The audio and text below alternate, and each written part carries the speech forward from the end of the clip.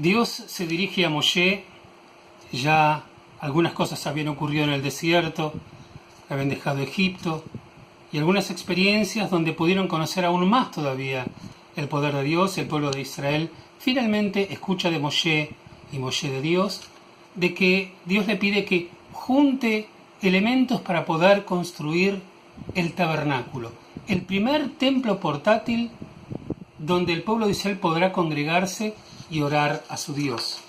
El texto le dice, bueno, prepararás y pedirás púrpura violácea, púrpura escarlata, carmesí, lino fino y pelo de cabra, pieles de carneros teñidas en rojo y pieles de tajashim y maderas de acacias.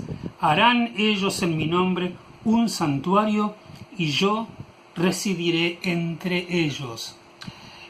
La construcción del santuario siempre generó dudas, dudas frente a la posibilidad de que Dios pueda residir en un templo, en un santuario, aunque sea construido con todo el lujo y con todo el oropel y con todas las cosas hermosas que el pueblo de Israel estaba dispuesto a aportar para construir un santuario en el cual ellos puedan dignificarse al recibir a su Dios allá.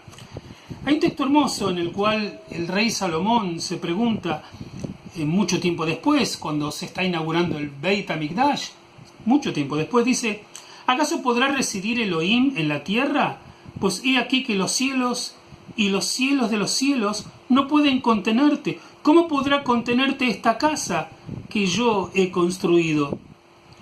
Y de alguna manera Dios le contesta y le dice, y esto es importante, esta casa que estás construyendo, si anduvieres en mis leyes y mis normas cumplieres, si observares todos mis preceptos al encaminarte con ellos, entonces cumpliré mi palabra contigo, lo que había hablado a David tu padre, y habré de morar entre los hijos de Israel, y no habré de abandonar mi pueblo Israel. Es interesante porque tanto en la construcción del tabernáculo, el templo portátil que lo desarmaban y armaban cada vez que ellos se movían en su trayectoria en el desierto hacia la tierra prometida, y esto se vuelve a repetir en la construcción del maravilloso templo de Jerusalén siglos después por parte de Salomón, Dios siempre responde, este templo, esta casa, este lugar va a ser importante en la medida que puedas cumplir con los preceptos, que cumplas con las obligaciones que yo te doy, que puedas ser un pueblo santo y que merezcas la reverencia y la elección que te di frente a la forma en que te desempeñes en la vida.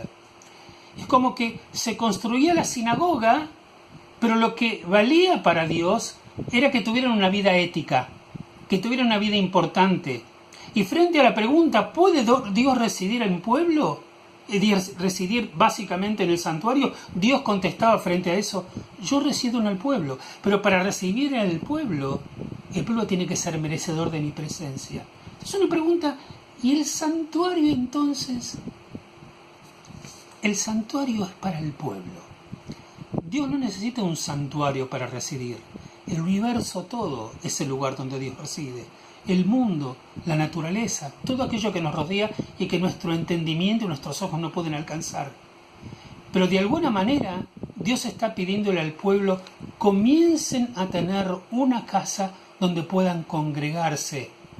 Yo residiré en ustedes, si ustedes lo merecen, pero donde puedan congregarse para poder vivir como pueblo, institucionalizarse y disfrutar de la nueva alcanzada libertad. Maimónides escribe, refiriéndose a este tema, diciendo que el hecho de que ellos ya tuvieran una sinagoga, un templo pequeño, portátil, aunque según lo que el texto dice era muy hermoso y la verdad con bastante lujo, el pueblo de Israel al tener este santuario es como que ya hubiese abandonado de alguna manera la diáspora. La diáspora existía todavía porque no habían llegado a la tierra prometida, habían salido de Egipto, pero todavía estaban en el desierto. Pero el hecho de que se congreguen es como el pueblo tuviera ya un símbolo de su propia tierra, donde ahí pueden llegar a estar.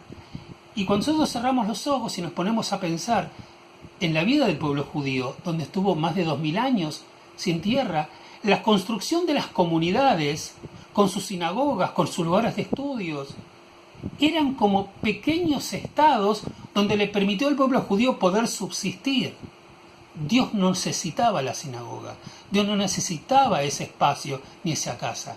Pero el pueblo de Israel sentía el calor de la presencia de sus propios hermanos para sentir que eran institución, que eran una nación, y que de alguna manera ese espacio privado de ellos jugaba el rol de una pequeña patria, hasta que la patria grande que estaban soñando pudiera llegar a sus vidas.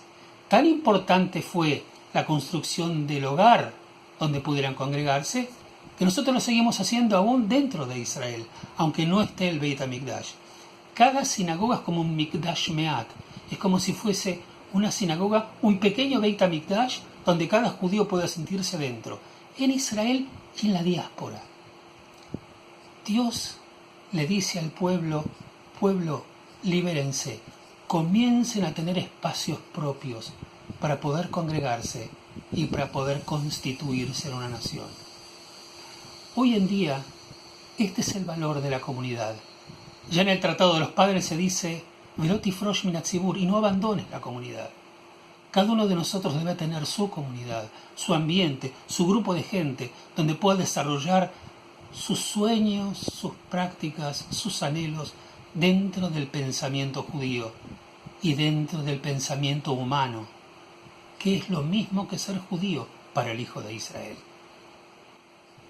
En este Shabbat, donde la grandiosidad de la espiritualidad judía se traduce en la construcción de esos espacios que hoy llamamos sinagogas, comunidades, instituciones, ojalá que podamos tenerlas siempre cerca del corazón y que podamos sentir la importancia de poder construirlas.